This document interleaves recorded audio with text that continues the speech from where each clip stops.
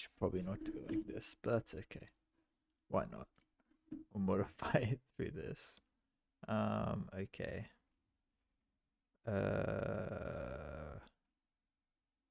We can hide that for now while we do this. Okay.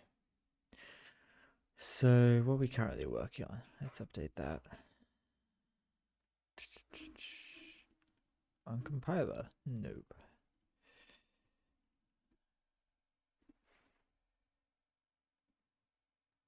Let's for that. Google reviews.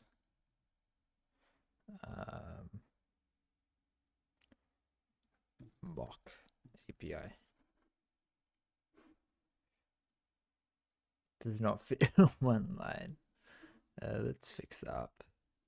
Can I make it go multiple lines? I can make it go multiple lines.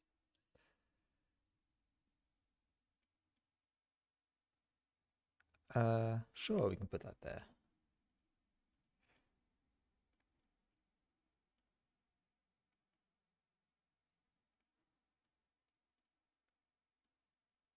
Like that. Then we're gonna make that the right size. Bang! It works. And we probably could just turn that off.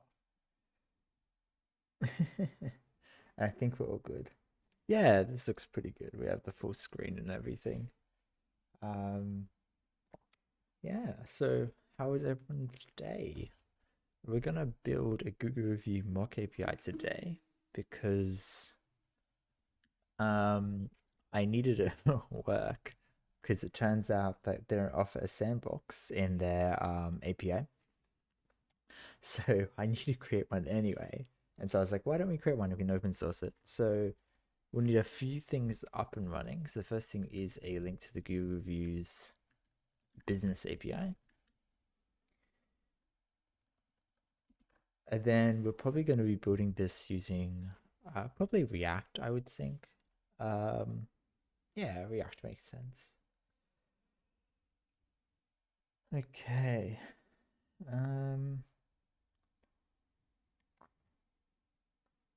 I kind of want... I literally want nothing complicated whatsoever. So we're probably going to chuck this as a very simple application. So the actual backend is not going to be particularly complicated. How exactly we want to do this? Why don't we choose our tech stack now before we begin? So typically when I choose tech stacks, geez, I am bad at writing today. When I choose tech stacks, the one thing I want is I want them to be simple, not particularly like just choosing technologies for the sake of choosing technologies. And most importantly, they need to try to have like a goal to them, right? Like I want to try something unique or something new, something different, and so on, right? I won't be using Rust, even though I do want to learn Rust backend. It's just not something that my company can maintain because I mean, they're presuming they want you to use this open source stuff. You know, if they ever end up having to make changes to it or whatever, like, you know, making them learn a whole new language for that is a bit insane. So I'm thinking Python. You know, it's a simple enough system, but Python really isn't that easy. So I think actually I'll just use C# as the backend. So C# is the backend, and then back end. Okay, awesome. Then is the front end, and we can just chuck down an app service on our side. That's pretty cheap. Front end. Then the front end, what am I doing? Probably Vue.js is probably the easiest thing for my work to do. I could also use React, but I'll use Vue just because it's a bit easier for them, I think. So it'll make the most sense. So there's not really too much goal to this then, I guess, but that's okay. We can keep it like that. Now, if I remember how to start a Vue app, is it something like I probably need to install Vue CLI? Let's get that going.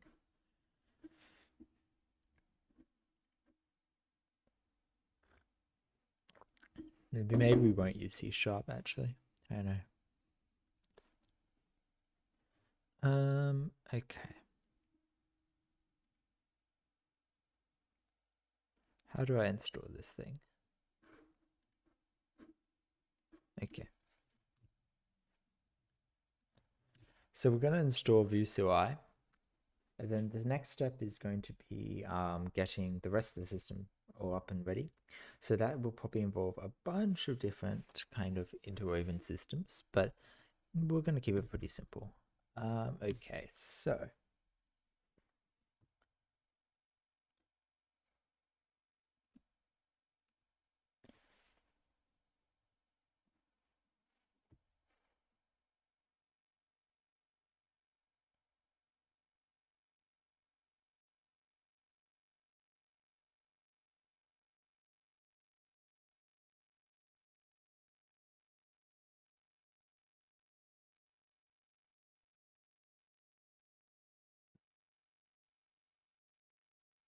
all fancy. What we're going to next do is open up our Visual Studio. Because we're using C#, Visual Studio makes the most sense here.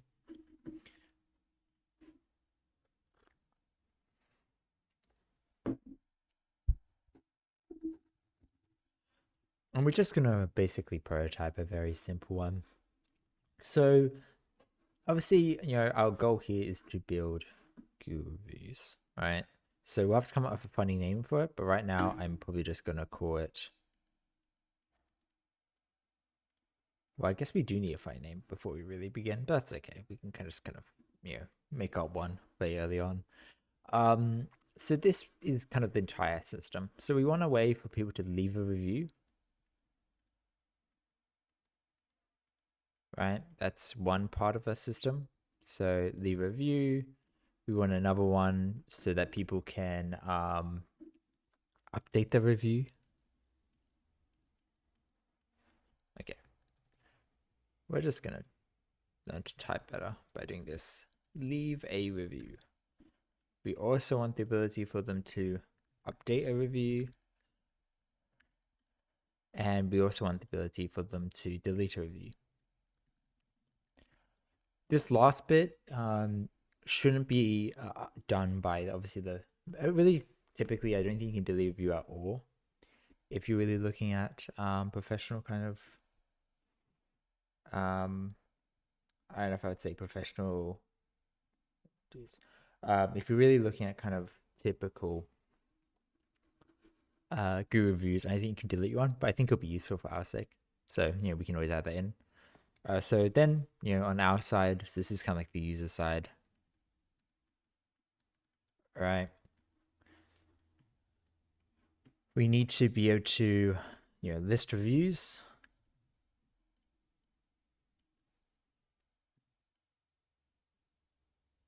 We need to be able to reply to reviews.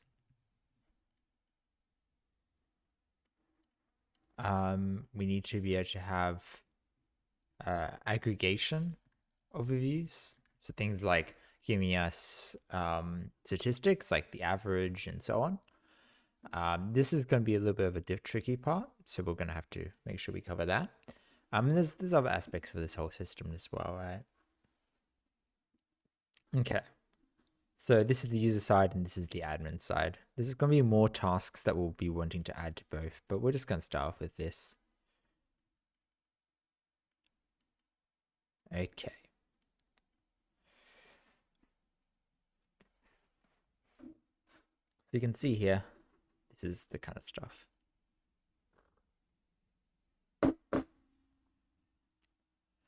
Okay. Actually, this is an important API.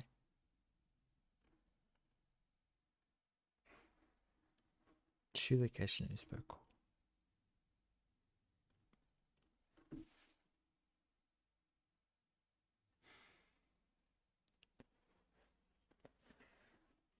Interesting. The problem with this is that it doesn't tell you how many total reviews you have. It makes it a bit hard to do nice statistics without having to grab everything again. So I don't think that's too useful. Okay. Let's start a new one. ASP.NET. Now we could do Razor as well. Maybe we do that, just like a full Razor.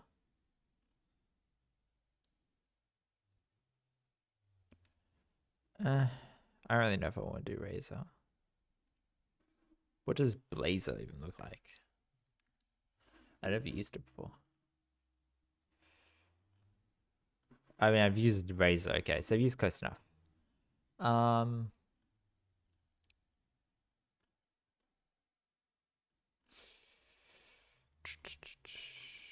It's not terrible. It's not really what I want.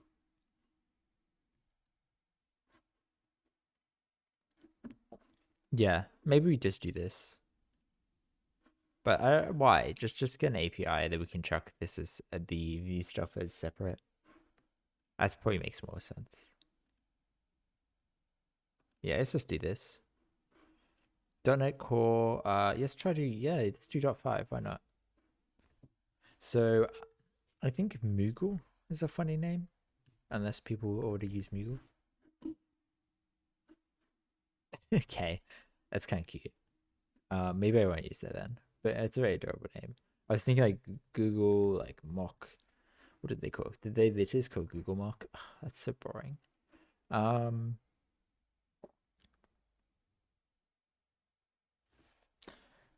guess we could call it like Chunky reviews. That's kind of cute.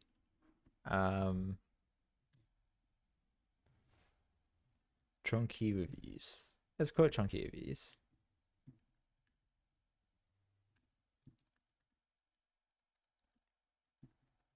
Like that. Yeah, sure. Yep, we can use Git.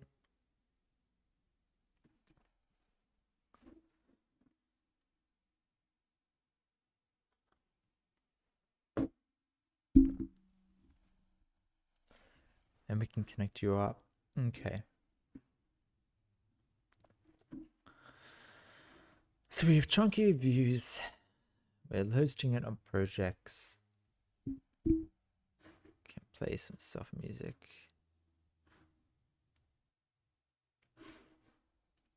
I don't think that's actually sending the music, which is kind of my aim. Let's just double check that. Doesn't seem to be good. Okay.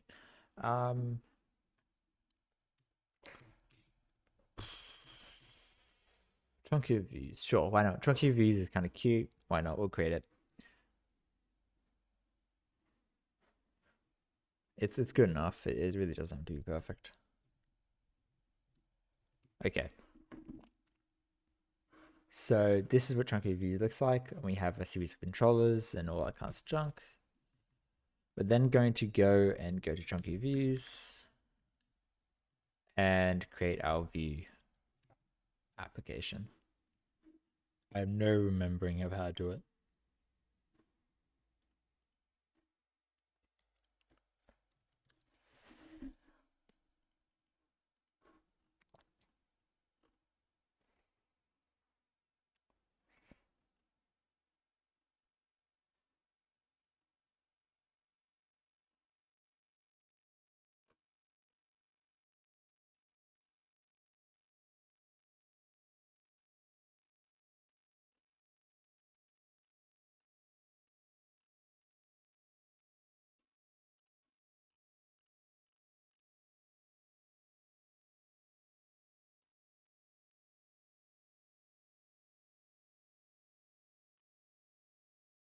Yeah, it's fine. We're just gonna go view, create.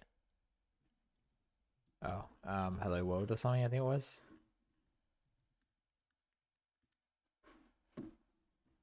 Oh, okay, I see what that means. Okay.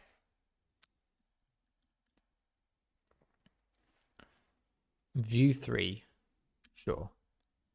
NPM is what I prefer. I know Yarn is a little bit better, but I just prefer NPM. I don't really know why. I just do. I think the simplicity is part of it. Oh, the title is completely wrong. The mayor. So this is mocking Google Review API.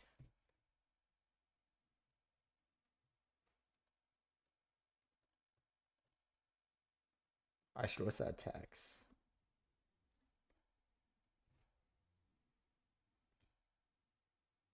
Don't know why these aren't added automatically.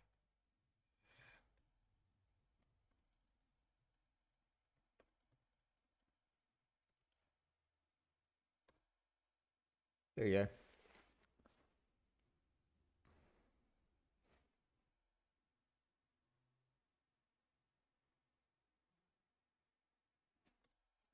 That should help. Go hit those Google metrics. Keep going.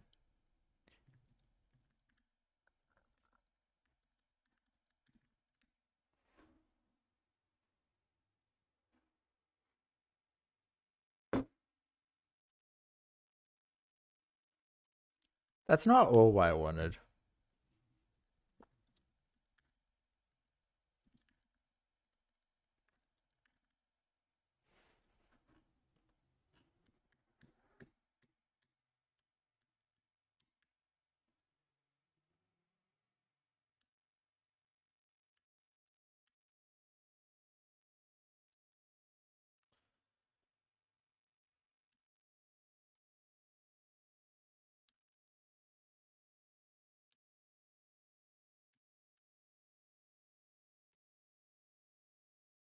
There you go. That should be good. Okay, and then view plugins ITV like. So we will want wait, but I'm not even using TypeScript for this. I think I've got like add it, don't I?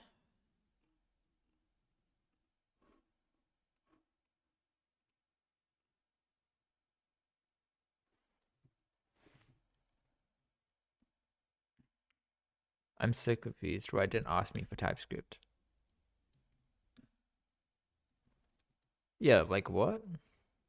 Okay, so I want TypeScript, I want router, I want Vuex, I want CSS preprocessor, I want linter, and I don't really, sure, I'll take unit testing. I don't really want end-to-end. Oh, why not end-to-end? Let's just like make this like as professional as possible. Okay, version 3. Yes, I want class style component. Yes. Use history mode for router. Yes. Oh no, I don't want to use history mode. I can always enable it later. I don't want to use it right now. I prefer less. For prettier. Linter and save.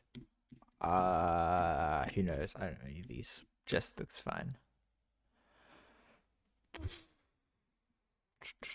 Cypress is fine. Dedicate config files. No, thank you. There you go.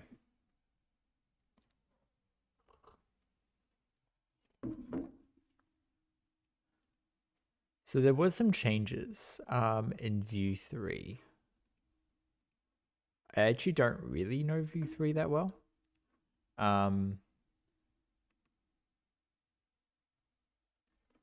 If I remember what the differences between Vue 3 and Vue 2.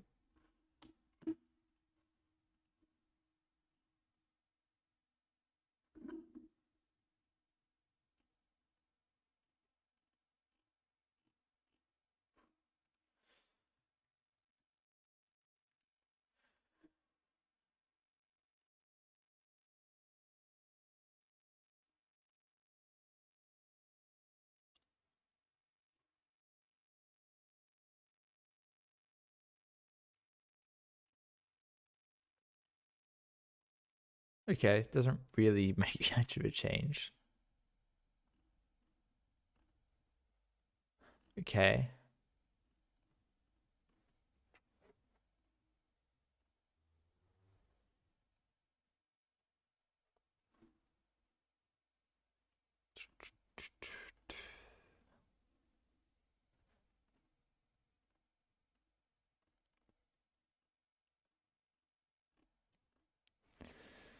Um,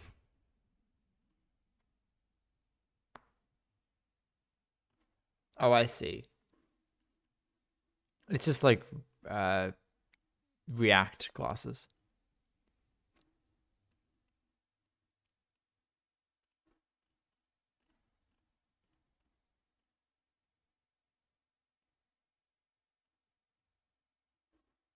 I actually quite like this.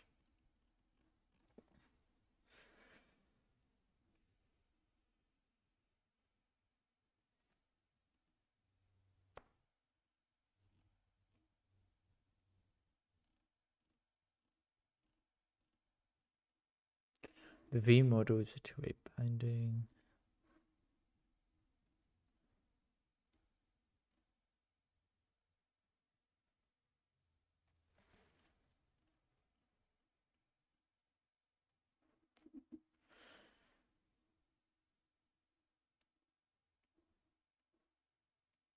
Sure.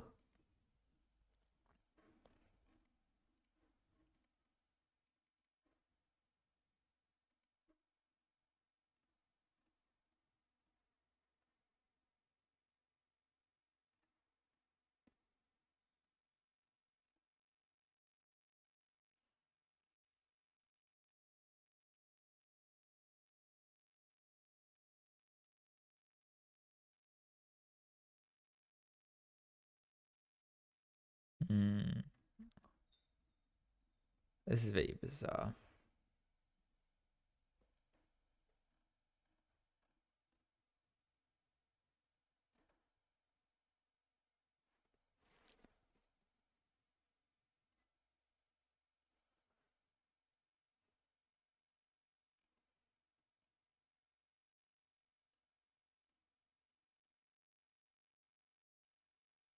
I mean, it's better.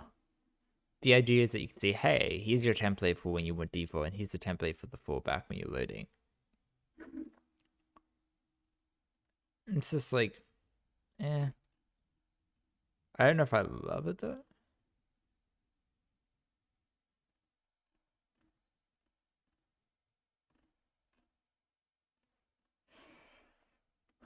Tree shaking. Let's have a look at these things quickly.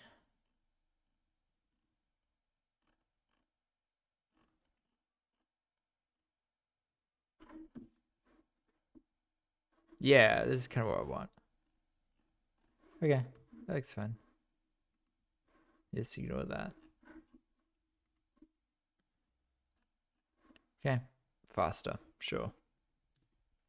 Wild. Of course, it just failed to install.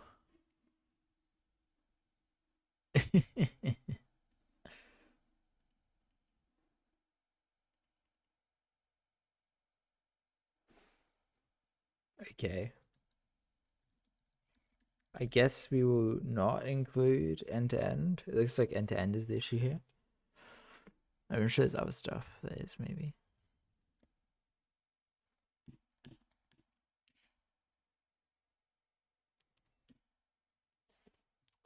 Bang, bang, bang, bang.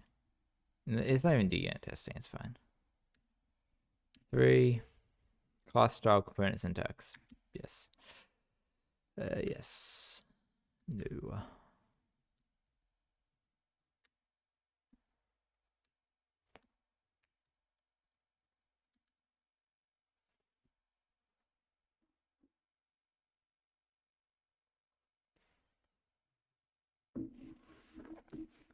So we have app settings here. Surely you can open that faster than that. There we go. We have our program. Why is this so slow to open? Okay, now it's fine. I don't know why. Okay, so this is our startup. We're gonna go and we're gonna add. Sure, I don't mind having Swagger. It's fine. HTTPS redirection. Sure. Routing. Sure. Authorization. Sure. Map controllers. Sure. Okay. No longer need this class. We can run it if we want.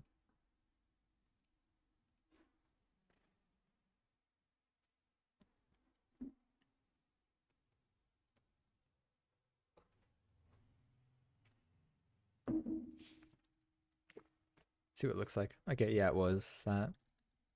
Oh, well, one of the unit testing ones.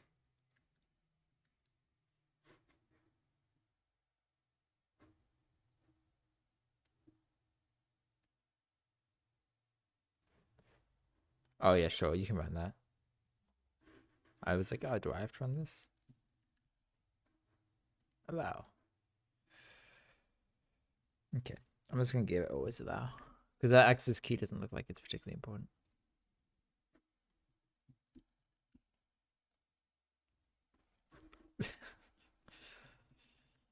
Yes, thank you for 1,000 warnings. It's running locally. It probably won't make much of a difference. Yeah, there we go. Okay, then we can open up Trunky Views. Sweet. We have the client here. We have a look at it. So we got components. This is our component here. Yes, you can install that, please.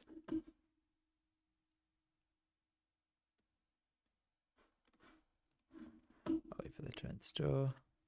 Here's our Swagger. Oh, look at that. That looks pretty good.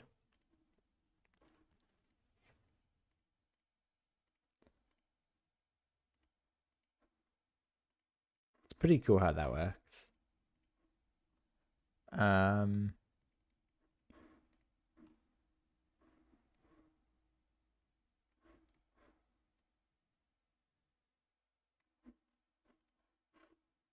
Try out. Execute. Look at that. Bunch of responses.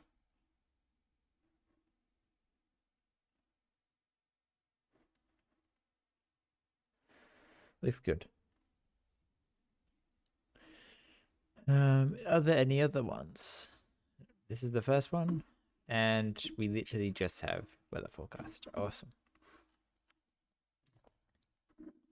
Okay, it looks like it's enabled. We'll open up Hello World again.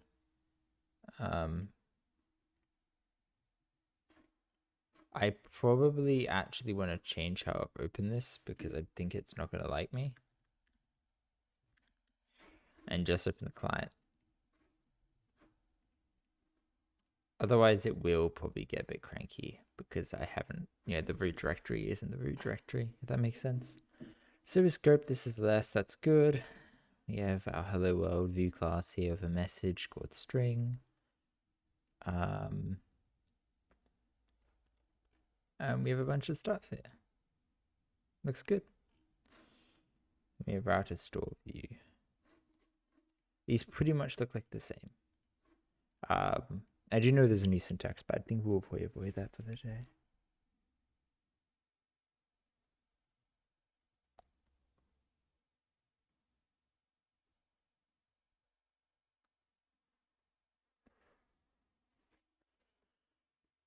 Okay. There are a few things. Like I want to change how that works later. Let's begin. Okay.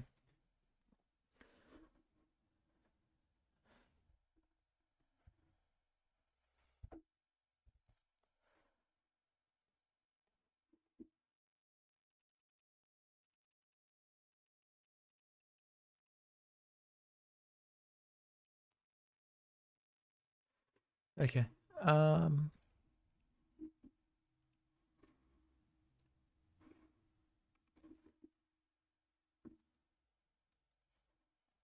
I don't know, man. Let's just simplify this. We don't need anywhere near this much to begin with.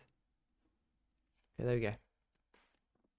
Okay, and then the next step, being this slightly closer to me, don't have to lean forward, is going to be, I say that as I destroy that.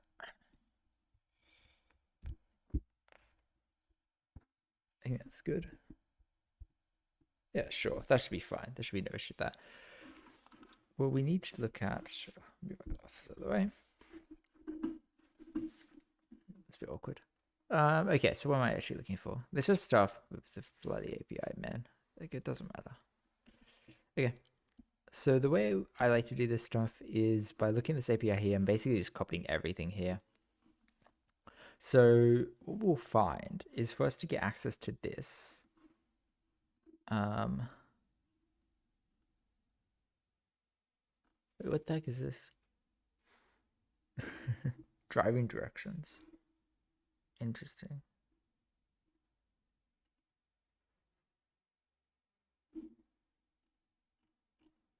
Interesting. Anyway, so we're going to look at this. So basically how it works is you have this account API, and then you hit this account API, and that will give you a list of all accounts. So that's like the first thing we have to mark.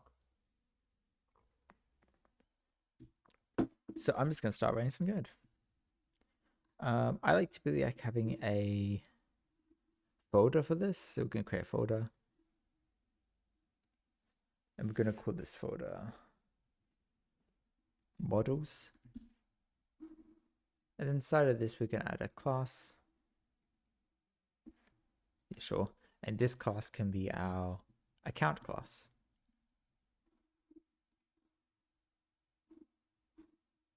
We're going to do the same thing. Please tell me there's an easy way of adding a new class. File, new file. Okay. And this is going to be, oh, I've got to do this. Okay, sure. User. Then we also want location.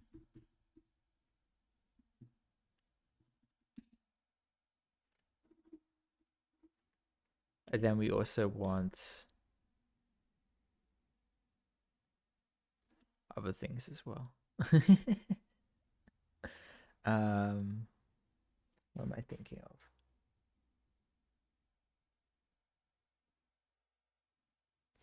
Oh yes, we want to have a review. So if we look here, when we get reviews, we're going to get this review structure. Let's just look at this, right? And this review structure looks like this, right? So actually, I probably should even call this like reviews, but like it really isn't. Like this is not like I'm not going to model this, right? This can just be an anonymous object. The actual physical review is more what I care about, right? Which means I probably also want a star rating, but I can check that under the review. The review reply again can also probably be like a tuple or something. Like it should probably be the same structure, but like doesn't have to be like the same thing, right? Right, review's fine. Oops, I checked in the wrong place. Okay, so we can begin with review. They all have a name.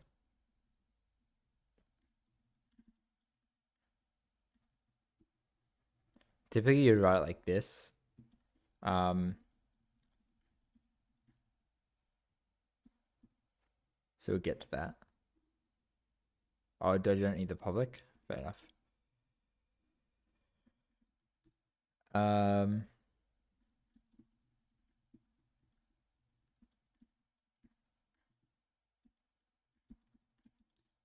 Okay.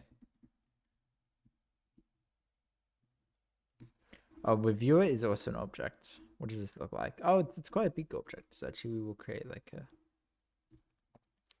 reviewer class then.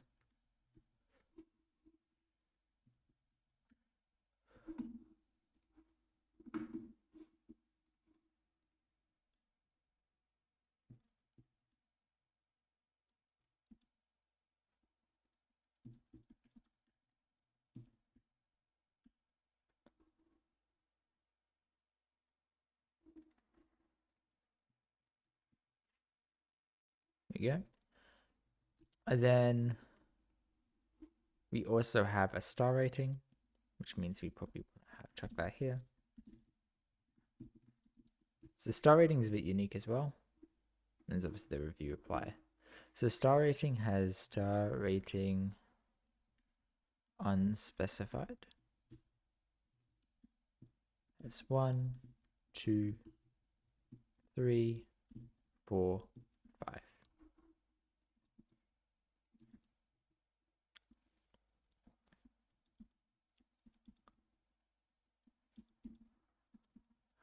Now, this should probably be actually -1 if we really want to be particularly special here.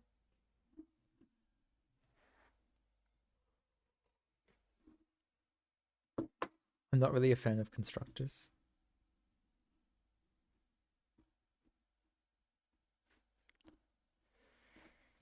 Okay.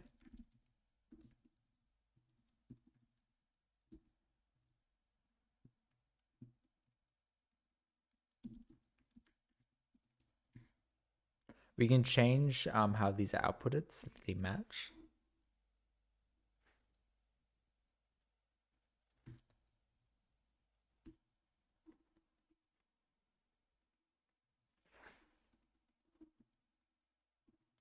We just make it a plural there. I don't love that, but it's fine.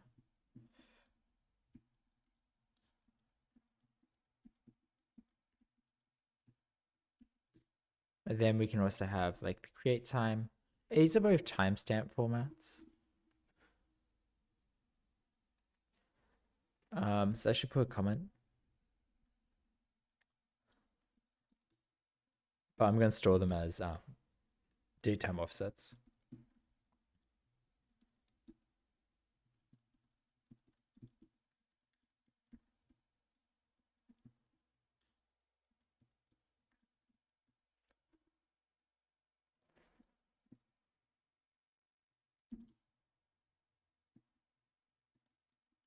And I can add comments later.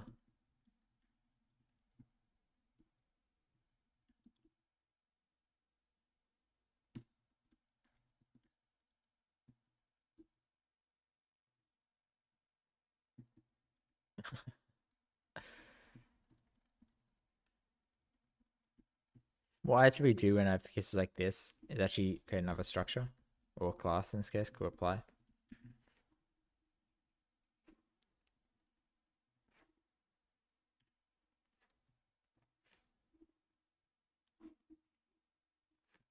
So this is just going to contain a comment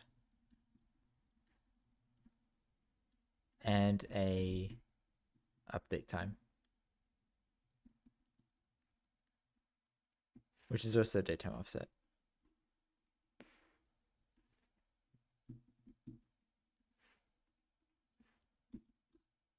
And it's also a Zulu time.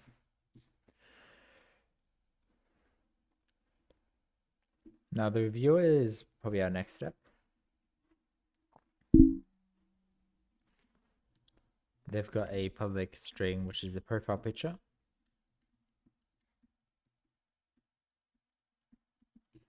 The display name.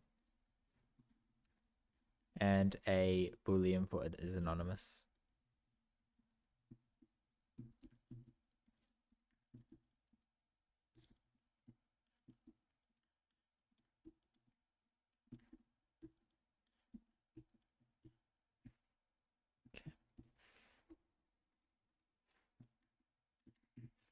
There you go.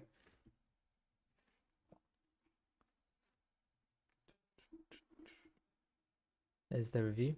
User is kind of a private thing that we're going to set up in a second. Location is going to be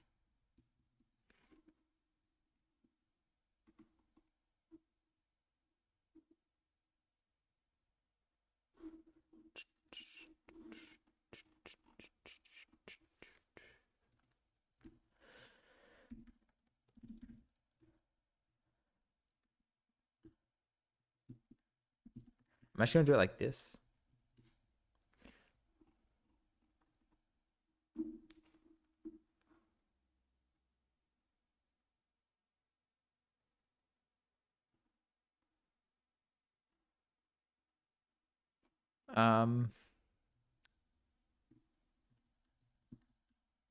Okay, that's fun.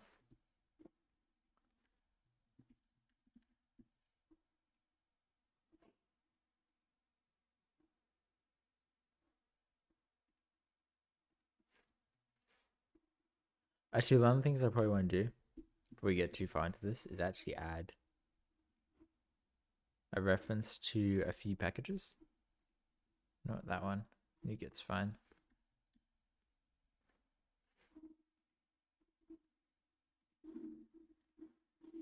That's not really what I was intending. I wasn't intending for that thing to close. Okay. Now I do actually want to grab the latest Azure. This seems like it's pretty stable, so we'll grab this.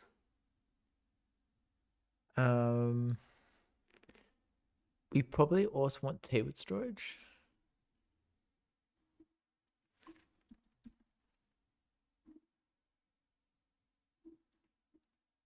This is deprecated, right?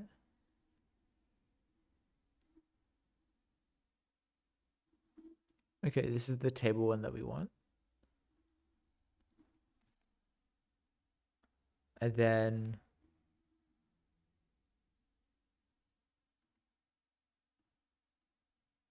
entity framework call is probably a good idea as well. If you want SQL, but I don't think we actually want SQL, so.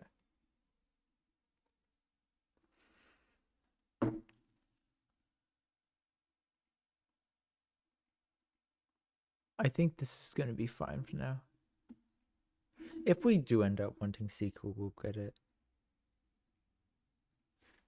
So we're going to ignore the location ID. Just because I think it's stupid to have it that way. Now the problem with this name is we also need the account ID, which is kind of weird. But we can actually tag this to the account. Like this. Again, mark for jsignore.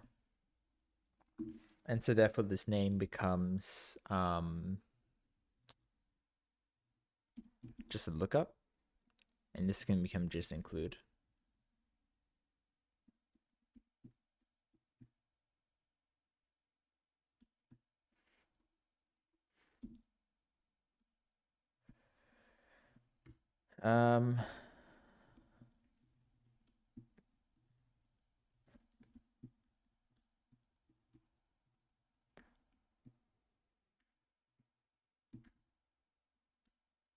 Account ID.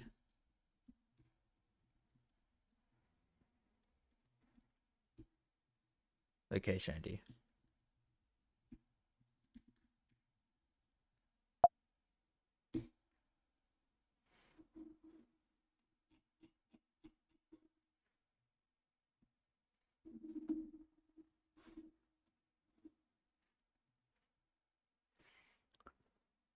Okay, then account also probably needs a similar thing.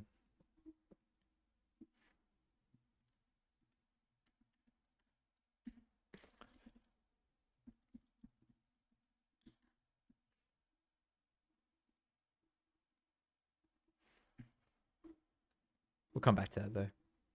So now you can see the name gets structured pretty nicely. Now the problem is this account actually needs to be created. It's like something that we want to do when we initialize this. So that's kind of where I kind of put my constructors.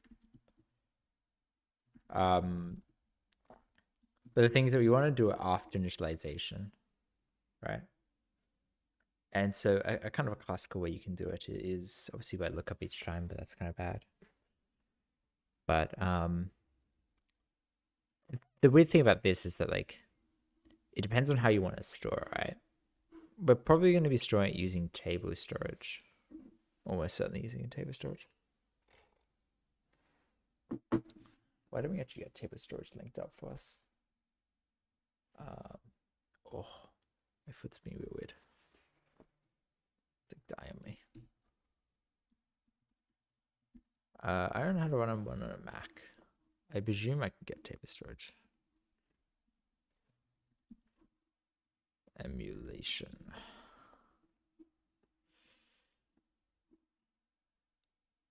Oh, okay. Sure. Oh, I remember this. Do I even have Azure running right now? I do.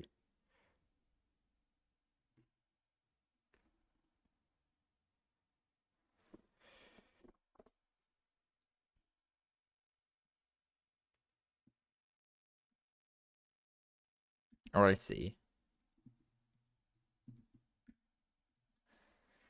Yes. Okay. So I guess a good place then is for me to probably I can move up storage. Anyway. CD into what? Projects. Cookie views. And then I guess run it from here. Though I probably don't have it added as a git ignore.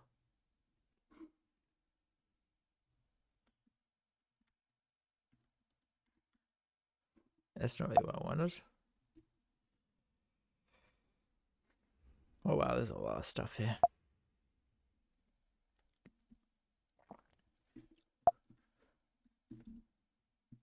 That's right. I guess I could chuck it to temp, but like I kind of probably want it to be consistent.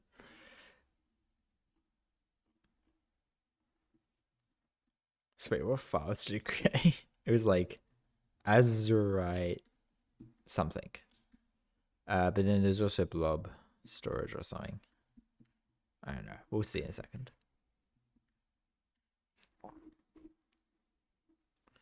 Okay, there's Azurite running.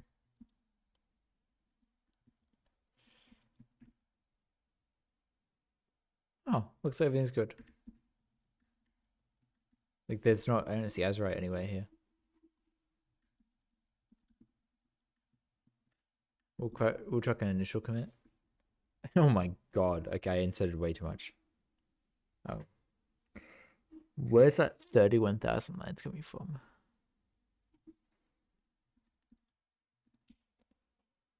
From the package lock. Fair enough. Okay.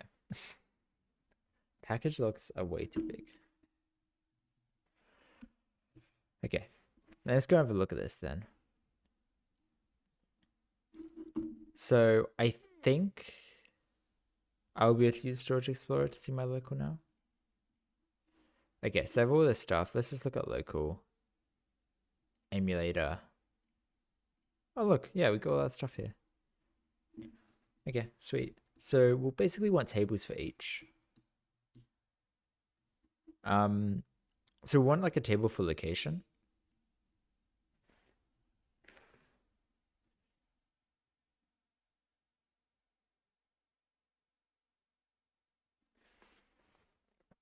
Let's give it a slightly funner name.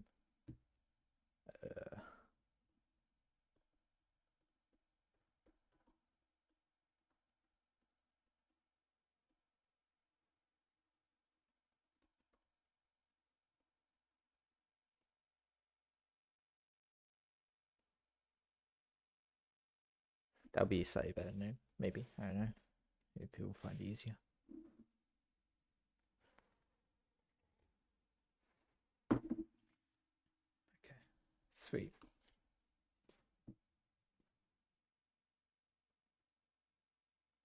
Sometimes it's always like, one day you don't have many people. Who knows? I've got no time what time it is in the West of the world right now, actually.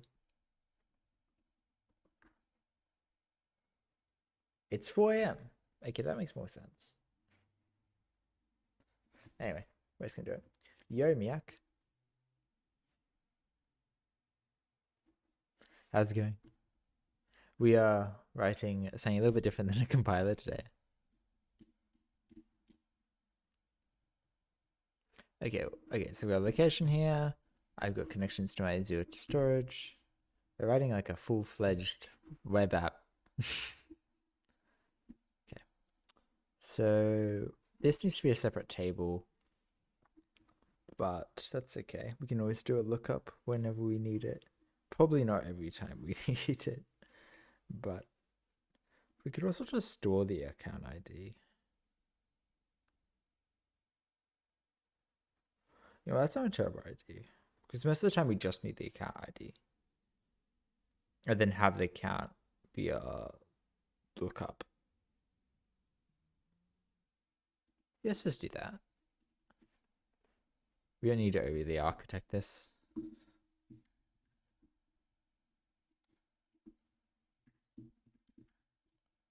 So we'll go and look up the account. We're adding jsignore to everything because we want it so that like we can just grab these objects and just like convert them to JSON, and that's like our API. So we want to make our API very nice and simple.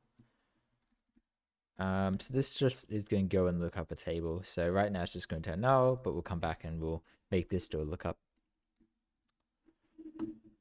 Okay, why are you being crazy? That's fine. Ignore that.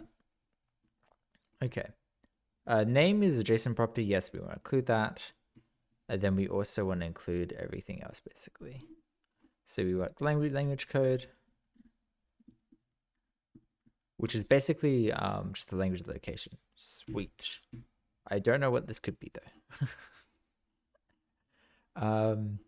Maybe I just simplify it and only use the fields I care about. Let's just do that. So we want the name. The location name is probably a good idea. The store code really doesn't matter.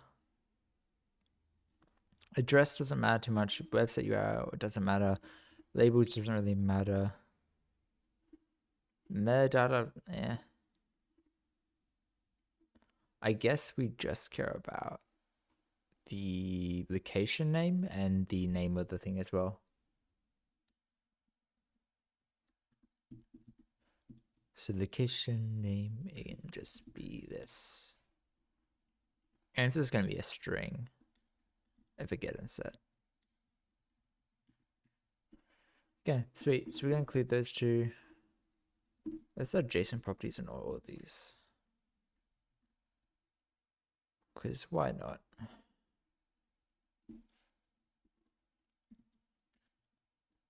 It's a little bit verbose, but I didn't mean to do that. There we go. And then the benefit of this is going to be that at least we understand exactly what property is going to be output and what property is going to be hidden, rather than anything crazy. Okay. Review also needs it. Okay, yes, I keep pressing B instead of V. Okay, so this is good. Our count is pretty much going to be the same thing. What would be nice is just to be able to grab the number of locations from the account and have that lookup occur implicitly rather than having to do it exactly. But I guess we can see how we want to do that. Accounts. Why is that being cranky? I thought you could just make an account call like that. Why don't we look at locations? Then we can probably go grab the account. Nope.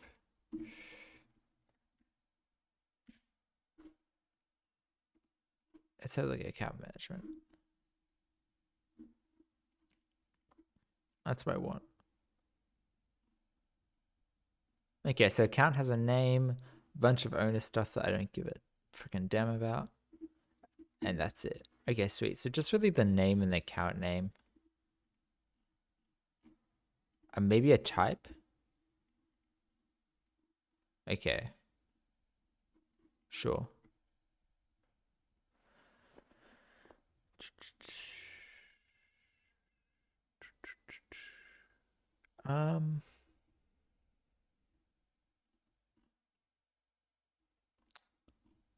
There's a lot of stuff here that is important, but let's just keep it simple.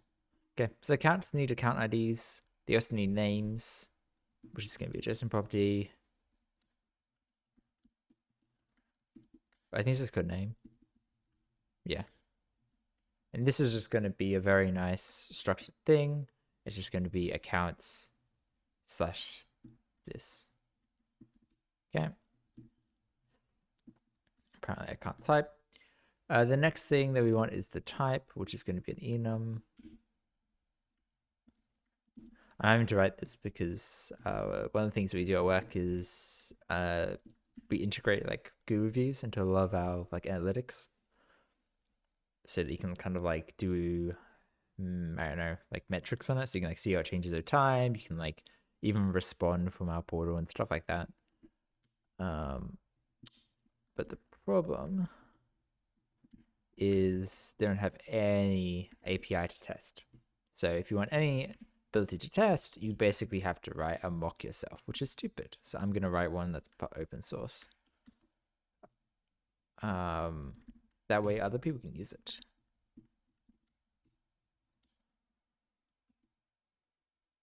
So I am wondering how this will be encoded. I actually want to encode. So sometimes with enums, when you give them like values like this, it encodes them as like the values rather than like the specific name. I think that's an option though. I'm pretty sure I'm going to be able to change that. Okay, make it awful spelling. Yeehaw. Let's go back to America. And then we can give an account type. I don't know this API that well either, so a lot of this is gonna be me trying to learn this API, which is not too bad so far. Oh, it's just called type it? Okay, sweet. Also, I'm the nice thing about like a lot of stuff is I can name it using uppercase, and then I can use conversion and have it so that the conversion will change it. So it will look at them and go, oh, this is uppercase, let me change it to this typing scheme. This can just be a getter and a private setter. And this can kind of be the same kind of deal. Okay. That's all I care about for my type. There is this concept of a role, but I don't really care about role. I do care about type. And I probably care about account name because I probably do want to share that to someone. Like if I'm going to list your names of your accounts using the actual account names rather than the IDs is probably the idea behind this. Now, because Google is mean to us, they for some reason store the name with like this weird prefix rather than just storing the IDs. Who knows why? Okay.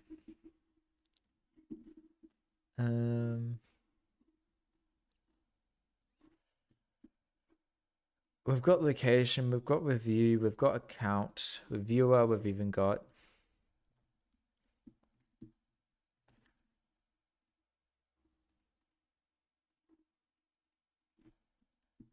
so we're basically done our models, which is nice. Then we can start on the API.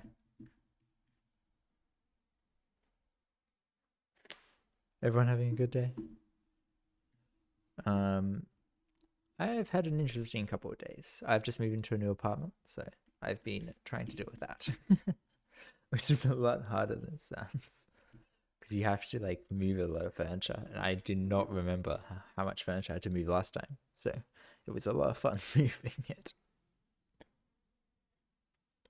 And then 3 years time or 4 years time or whenever I next move again, I'm gonna forget again and having a lovely like 12-hour period of time trying to figure out how to move a bunch of stuff. Okay, wait, what? Oh no, this is like a structure. That's really weird. I don't like this batch. I may just not implement that. Okay, let's just skip that for now. User, so this is the way you're going to authenticate with the API. But also kind of tracks like your, I guess what we'd say is like your accounts and locations. So each account needs a series of locations. So it needs a series of locations that it's tagged to. The weird thing of how this is going to work is that basically we're going to kind of use table storage very nicely here. We're not going to have to acquire any backend database. So in table storage, it's what we call a wide column store. So the idea of a wide column store is that basically it's like a dictionary, right? You have a mapping between a key and a value. And so you give it a key and it goes and looks up the value for you.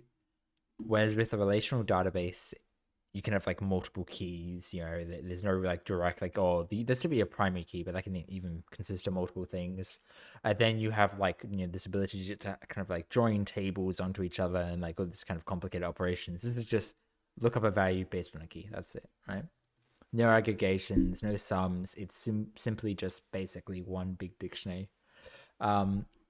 Now this value is like an object, and this value consists of multiple columns, which is why we call it wide column store, right? Because there can be many columns in it. Typically, you know, in Azure storage, you have up to 255. If you're doing something like Redux, that's not how you spell it. How do you spell Redux? How do I forgot? Is it Redux? Redis, that's it. My brain. If you think of a database like Redis, which is used for caching, it's basically similar to a wide column store, but it's kind of like a one-to-one. So you have a key to a singular value, or a single column rather. That column could be like a list, or it could be like a string that's like JSON or something like that. It doesn't always have to be like a number or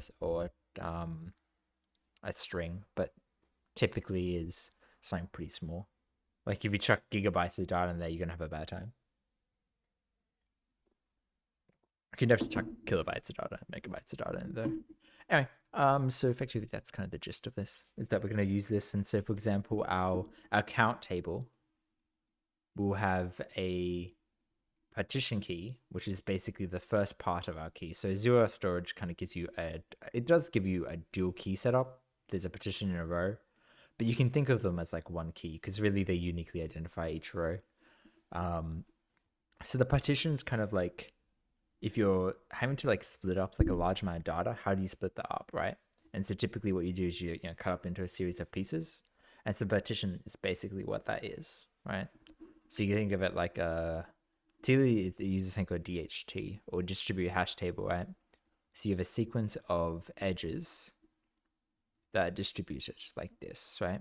And each of these are dictionaries, right? So each of them have their key value mappings. And so effectively you have this kind of chain. And so rather than having to store like a billion records in a single server, you can store it across multiple. So you're kind of distributing it across the network, right? And so the idea is that you enter in and you go, hey, I'm looking for an object based on this partition. And the partition kind of tells you where you want to go, right? In the basic form of this, you basically just loop around till you find where you want. But there's something called like finger tables and stuff, which basically lets you effectively jump straight to the one you want. But yeah, DHTs are pretty cool. And then the row key is basically just like almost like you can think of it like a kind of a index into what specific row you want. Okay. So so for our account, the partition key will be our user ID, and the row key would be like this account ID, right? So if we want to look up all the accounts for a user, we can do that. That's one of the really cool things about Azure Table Storage, is that you can just select everything based on a partition, right? You wouldn't want to grab everything in a table. That would be really slow, but you can grab it based on a single partition value, right? You can't do really many queries. So you can still do queries that's like, oh, where this column equals this, but it's kind of slow because it basically has to check every record or hope things are in the cache.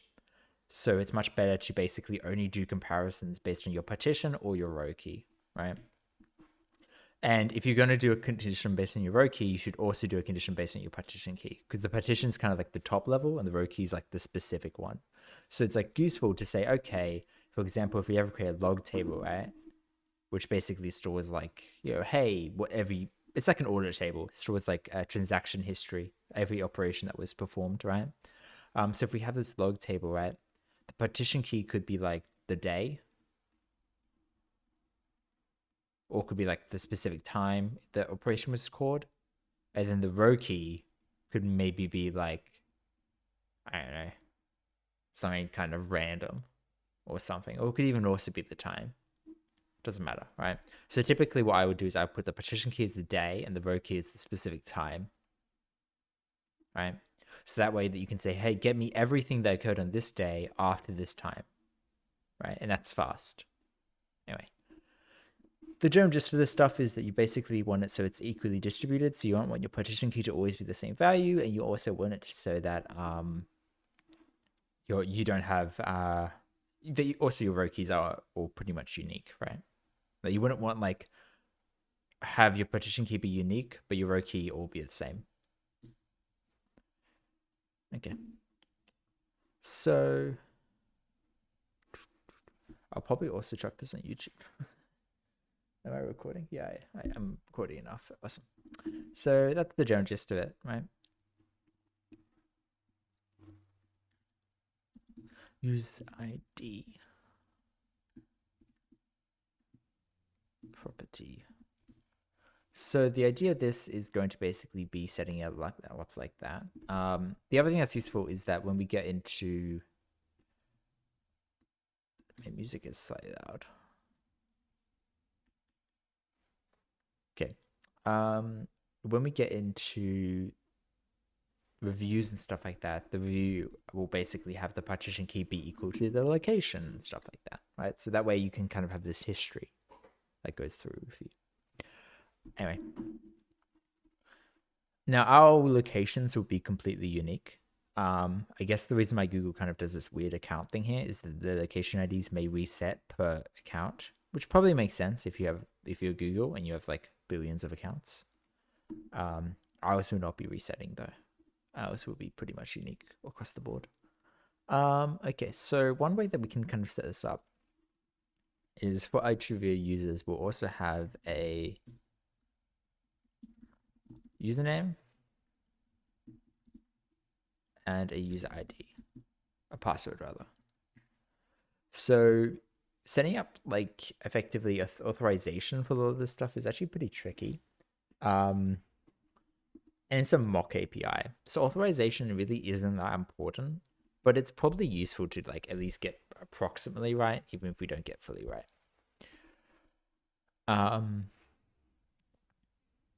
So the way it typically works is that you need some kind of like, there's a bunch of ways you can set it up. Like it doesn't really matter how you want to set it up. I'm just going to set it up the way I typically set it up.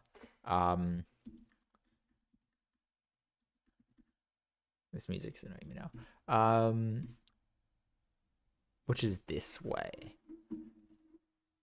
They've slightly changed it recently, I'm sure. Okay.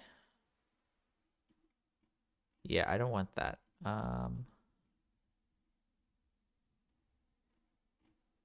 all. Ugh.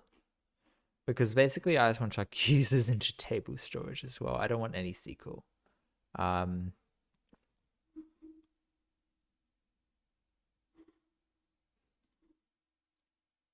So what we'll probably do, one trick that we can do is we can actually have Google login. It sounds weird, but we can actually still use a Google login. So you can still require people to have a Google account. It's just that what you're going to do is you're going to tag their Google account with kind of mock data, right? Which is a little weird. But actually could work pretty well. So we'll see how that works in a second. Which means we don't really care about username or password, but we will contain their username or their profile name. I think it's actually called in Google, and their email. And then we'll also probably need some kind of like Google ID, basically, right? Okay, so all these need to be represented in a table. Luckily in Azure storage, that's pretty easy. You can just go iTable entity, I think, presuming you have the right include. Is it iEntity or something weird like that? It's one of the two. Okay, apparently it's not. I thought it was iTable entity. It's iTable entity. Maybe I don't have the package installed. I do not have the package installed. I thought I added it, but it could have been like I just didn't click a install button. I apparently did not. Oh, accept. Maybe I pressed decline or escape or something. I'll wait for it to add 2 packages. Okay. So yeah, overall it's pretty cool. Come on, you can do it. You can add your 2 packages. It's too slow. What are you doing?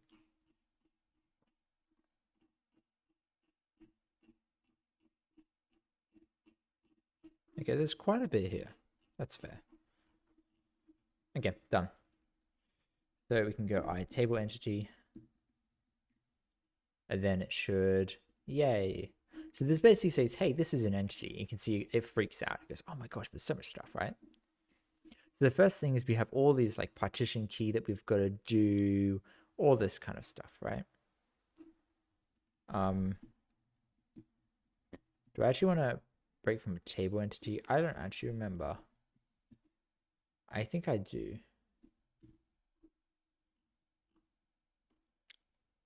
I think I definitely do.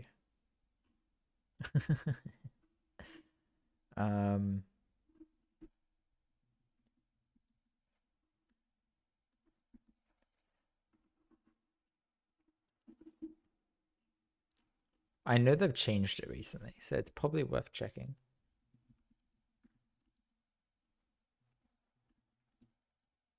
So I'm not going to do the authorization I was originally going to do. That's the same thing. Oh, this is awesome.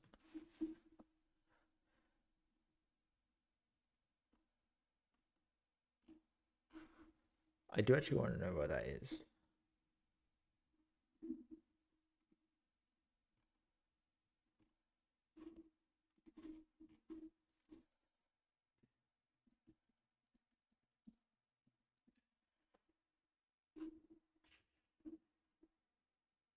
Surely it can't be that hard. I just want an example. Okay, I love how they give us the class. I don't really need to see the class. I just need to see how you use it. Man. Oh, I see. I said it allows you to basically map it to your class. That's kind of interesting, but not really what I want. So this kind of allows you to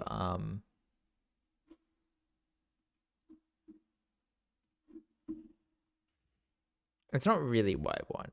The benefit of using like a table adapter like this will be that when you want things like a count here, you want like a list of locations, you could do it. But like I'm okay with that being lookup based. Like it doesn't need to be non-lookup based. It's something that's perfectly fine as like a probably a function, not a property, but like still.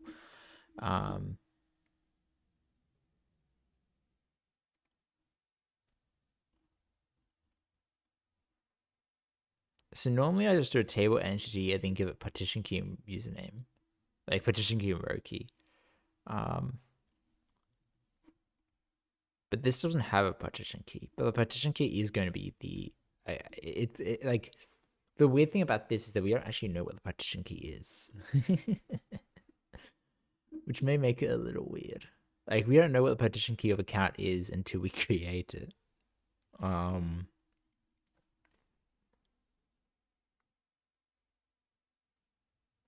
Maybe it's useful to do like an adapter then.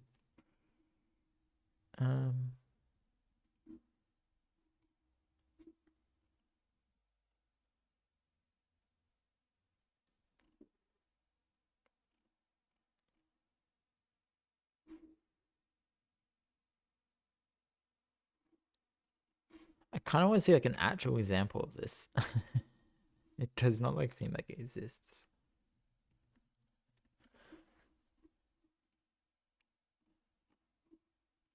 I don't want to look at the other one. I don't really like the other one. Okay, so this is a table entity for index.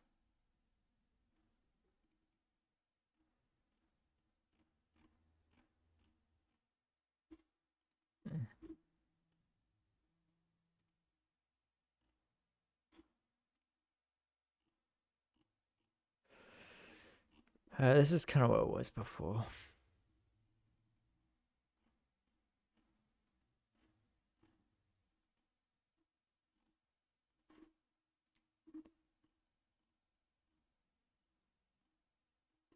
It's just like not really what I want. It's fine. I'm just gonna ditch this idea here and just make it table entities.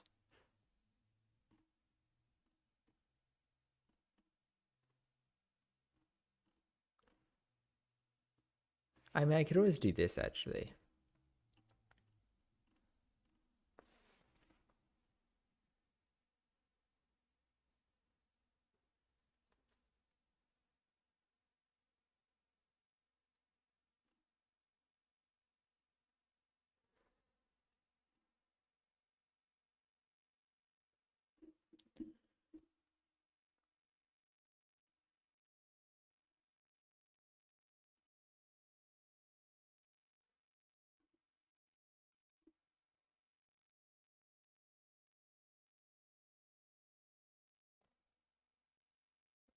That's interesting.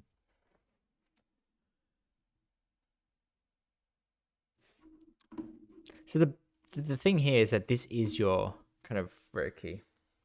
And so the benefit of this adapter here would be that you could kind of wrap that nicely.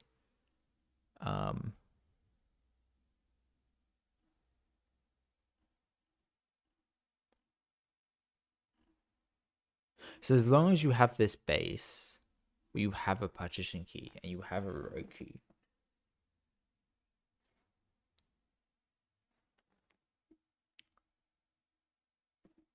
then you're basically good, right? I quite like this. We're going to change it a lot, but I like the idea of it.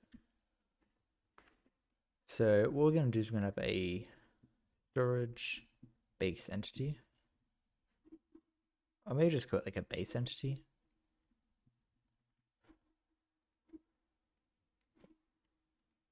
Okay. Base entity. It's going to have a row key. It's going to have a timestamp. And all that kind of jazz. You can see here, partition key, row key. Anyway, so the idea is that you can initialize it with these stats here. But the problem is that we don't actually really want these stats because we want to be able to override these. So instead, we're just going to mark them as abstract.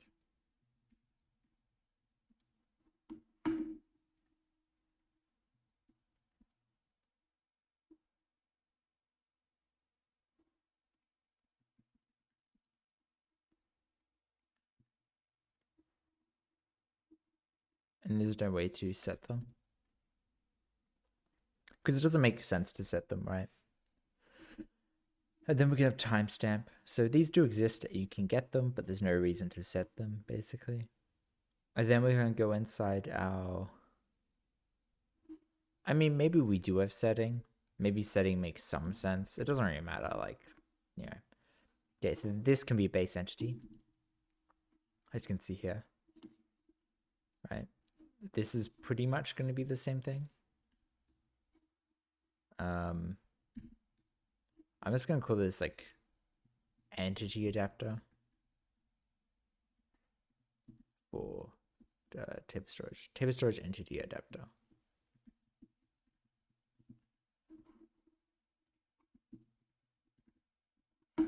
Create a new section for it.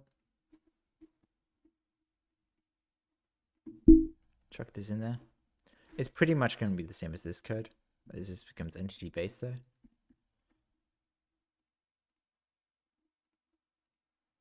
Let's just get these in. Base entity, sorry. Okay. Okay, great. So now we've got base entity. Now we've got our table entity. Now we've got everything good. We'll include our collections, and this should all be happy. So everything's really happy now, right? Everyone, oh, look at this, right?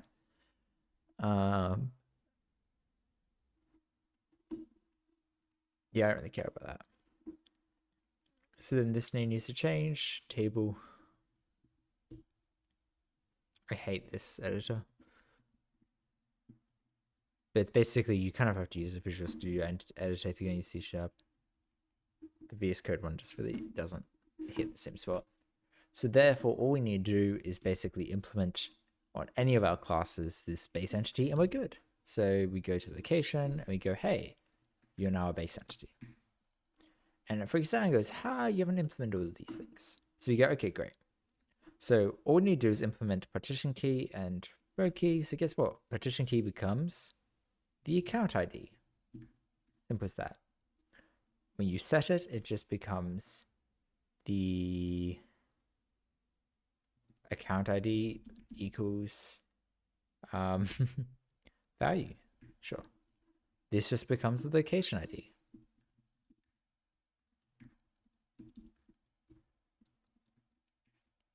Right? And so now we're able to kind of mock these partition keys and these row keys very easily. And push them to table storage and so on. Now, it will probably grab all of these entities and do it.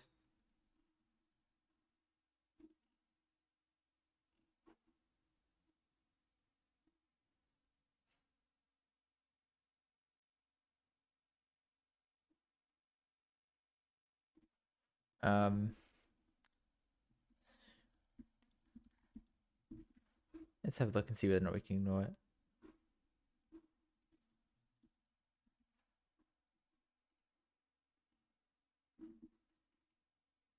Easy as hell.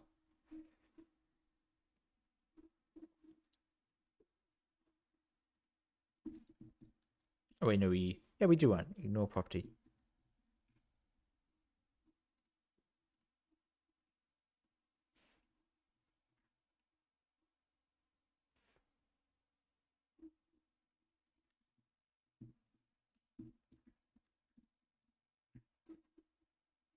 These should all be get private sets.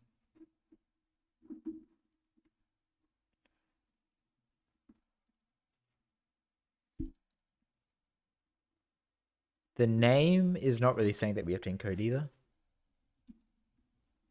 The location name is definitely something we want to, include. We probably don't, yeah. And these obviously are going to be included. Okay.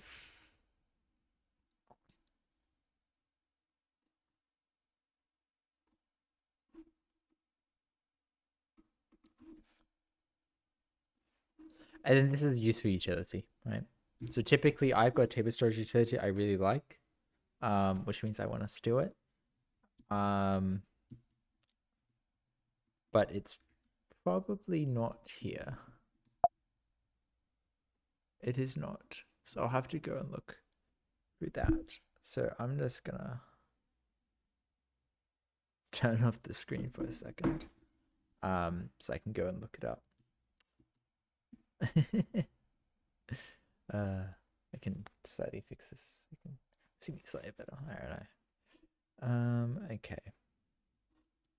Not that really matters, but why not? We won't expose our secrets to the rest of the world. I'll turn it back on in a second. Okay. Services. Cloud Blob storage service. I won't want that. That's pretty close to where I want, but not really where I want right now. Not that one either. Is it like utilities or something? I don't remember. Probably. Utilities. Let's see if it's in there. Azure's table storage helper. Yeah, this is what I want. Bang, bang. And it can come back online. There we go. Wonderful. And then I just need to create a new one. Table storage helper.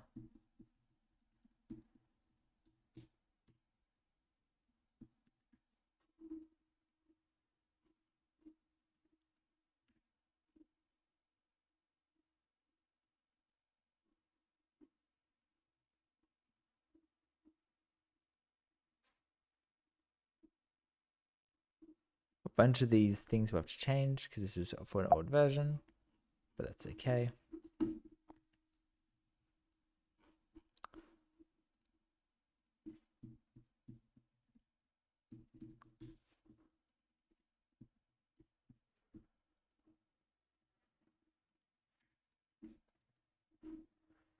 These can all go away. You give me a connection string, and I give you a table client. I give you a table reference if you index this. That seems good. Insert or merge. Yep, give me an entity for a table. That seems good as well. Look up entities. Yes, this is dynamic. We will want to change this, but I can leave that for now. And oh, I also create an option class that would make this very nice. I really want to grab that, but that's okay. We won't grab that now. We'll just do this and have this return null. I should open source that option class. It is a very nice option class. Oh. Oh, that's also something I wrote. Okay.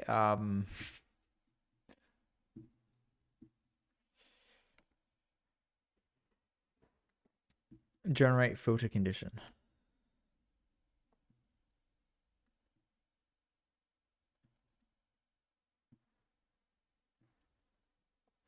I have no remembering of how you're meant to generate these conditions whatsoever.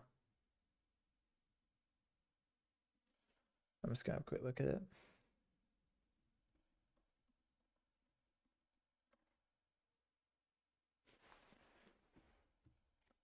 Which of course means I need to go and look at a 2, 4. Should probably not be saying the code out loud.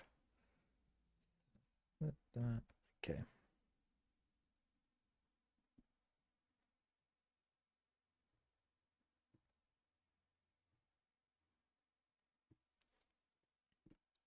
Then we can go and we can have a look at this class. So it should be pretty good. Okay, so I want to look at probably utils. Here we go. Generate filter condition. Oh, it is literally partition key, as I thought. And then just create comparison store equals.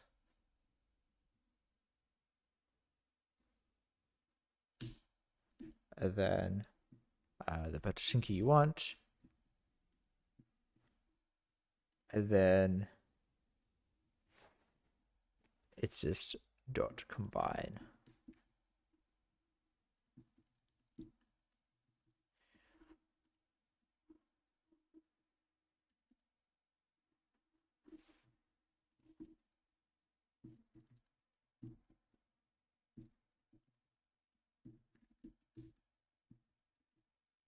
You want that one? It's like table operations or something? Yeah, there we go.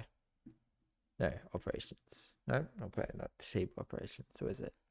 Operators is what I wrote? Okay, sure.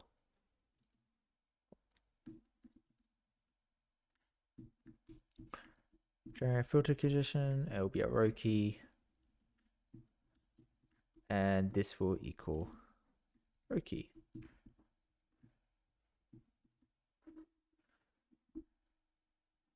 All fancy. Okay.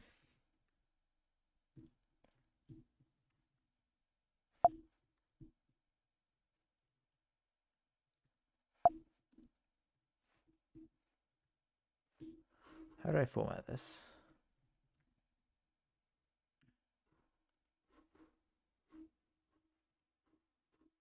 Okay, apparently it is formatted.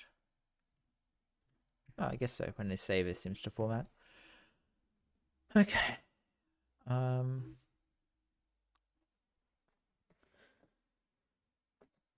The difference here for he said is you should execute and you should retrieve.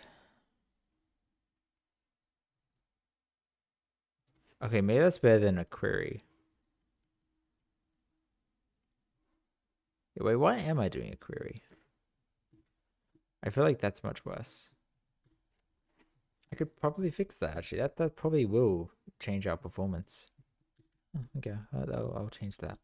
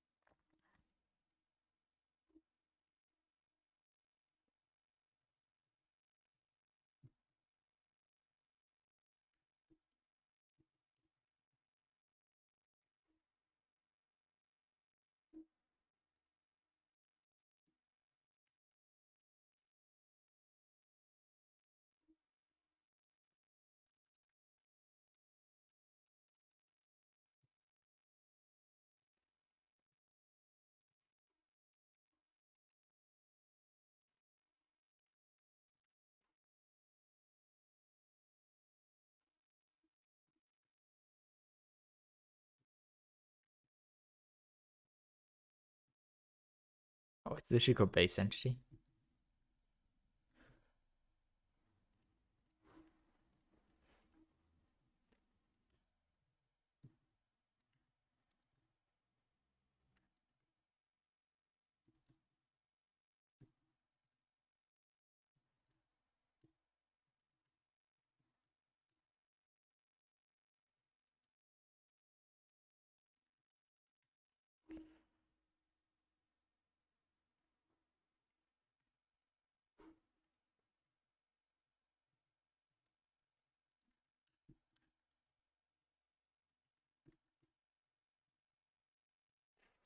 We can actually return this quite nicely.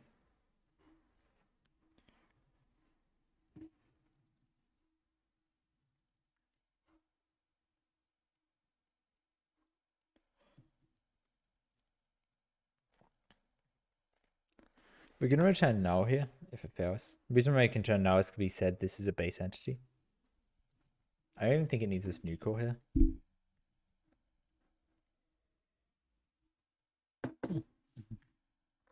Fair enough, it does.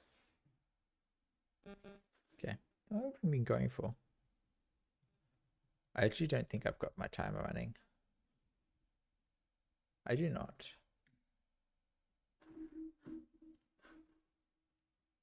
I've been live for like more than a couple of seconds, but that's okay. I just like the timer. There's no specific reason why. Yeah, that looks like it's working. Okay.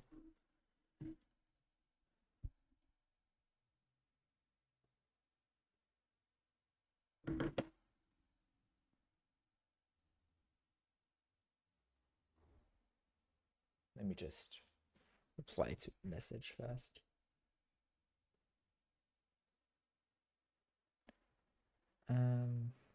People are arguing as usual.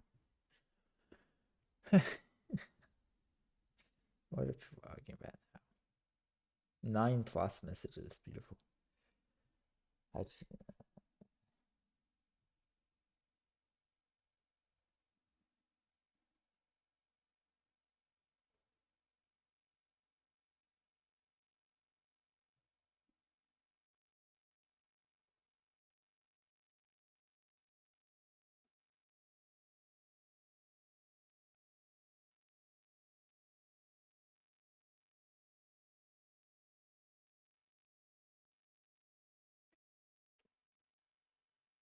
Interesting.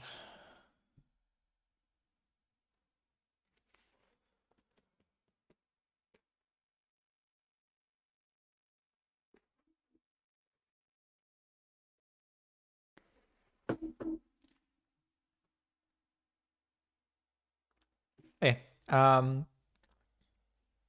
ignore that. Let's go. So what are we looking at next? We're looking at, so we've got entities retrieved. I don't really want most of this code. So I'm actually kind of a fan of removing stuff that I don't really want here. What a surprise. Even looking up entities is something that we actually want to do. So I actually want to look up entities based on a partition key.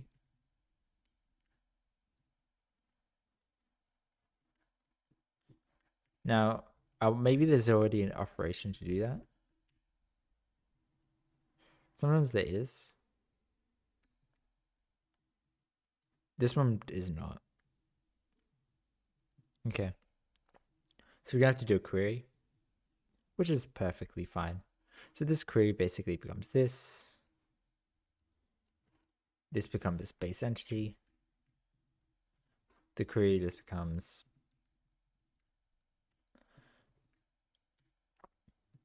generate filter condition. This becomes partition key. What was it, like query comparisons or something? Yeah, equal, and then partition key.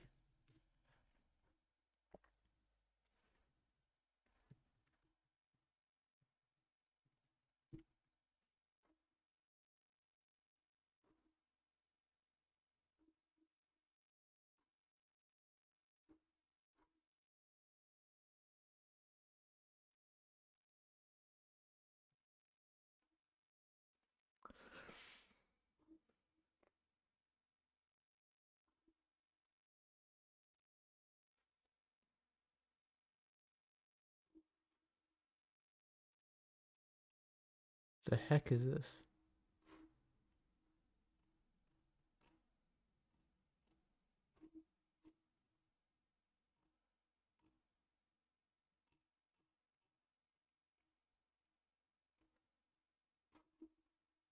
Oh, I have to do like a table query dot where something.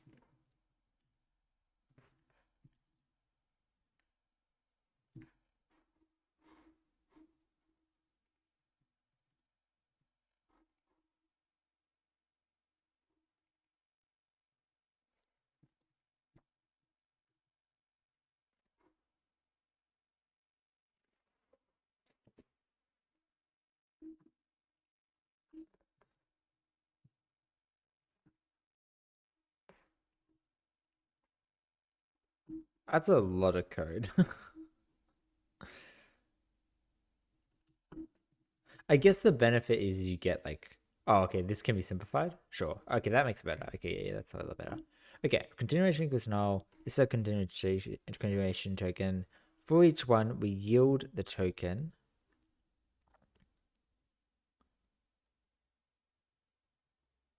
Okay. Um, just go forever. So that should be fine. That should be all we need. Because this will loop, allow us to continue.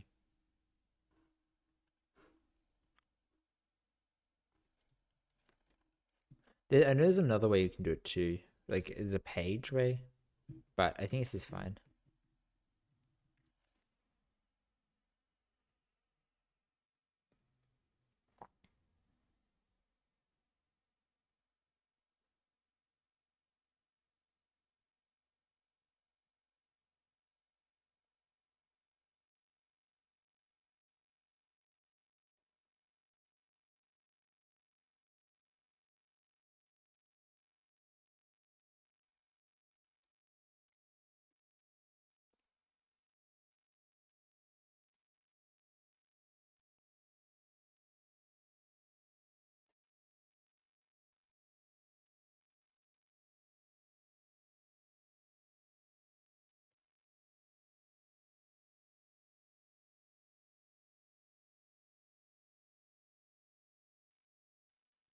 Okay. I don't know what the heck that is, for sure. Finish up in, I think, maybe a minute or two.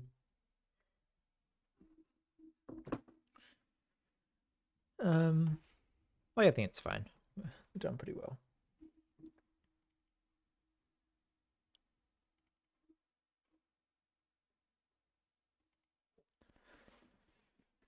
Especially given the fact that, we went from nothing to quite a bit of something. We've got location data too. We've got review data. Yeah, we're doing pretty well. So now we should be able to look up entities. We should be able to insert entities into a table, given that we construct them correctly. Like, we're really pretty great.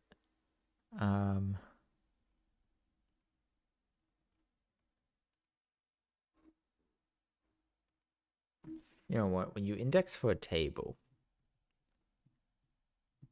we're gonna do this. Wait, why are you being weird?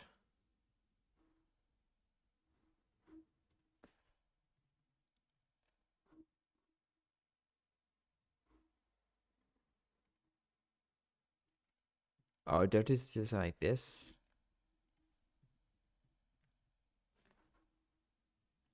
I have to do something like this. Okay, yeah. All right.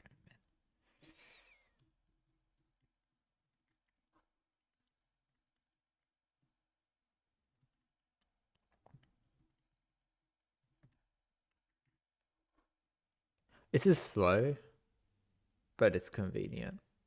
And also, it's not going to be that slow. So it's fine.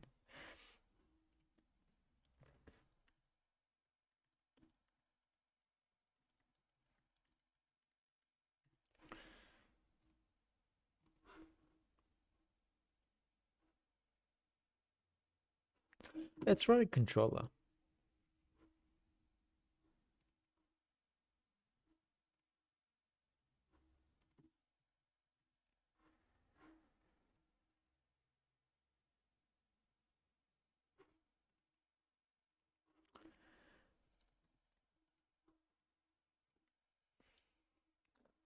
So having a logger here is nice. So we're going to have a logger of our controller. Obviously, our controller name is going to change. This one can be, I think user controller makes some sense.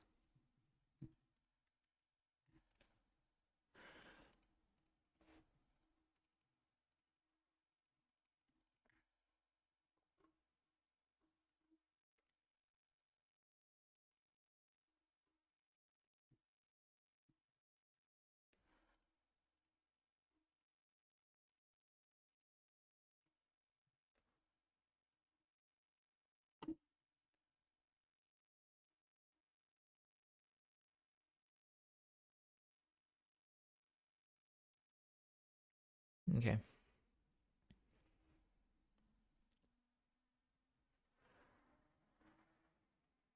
So one of the things I actually want to look at is this. No, is this.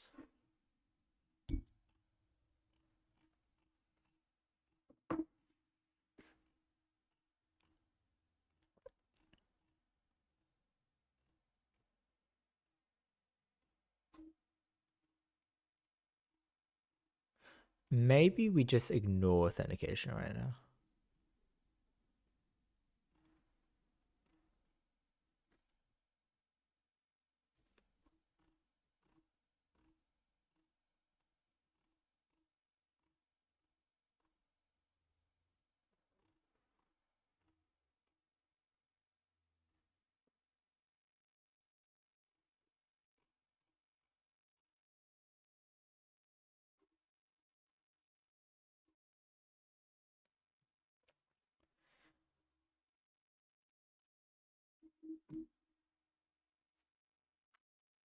I don't know.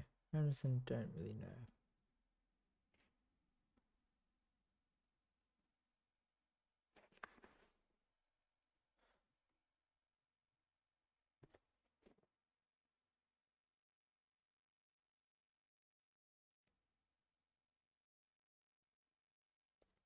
Hmm.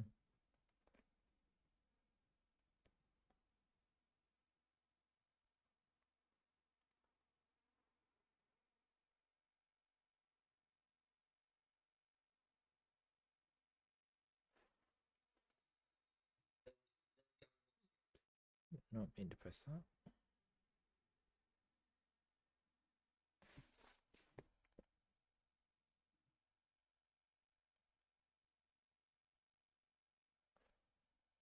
Um.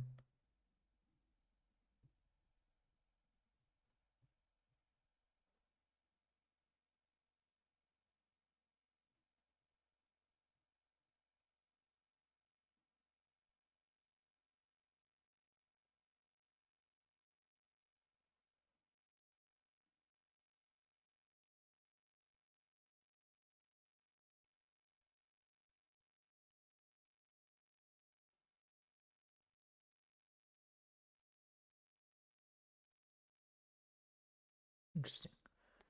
Okay. I think we'll finish up here. And then we'll continue and do controls next time. Because I'm pretty tired. I want like a bit of brain to think about this stuff.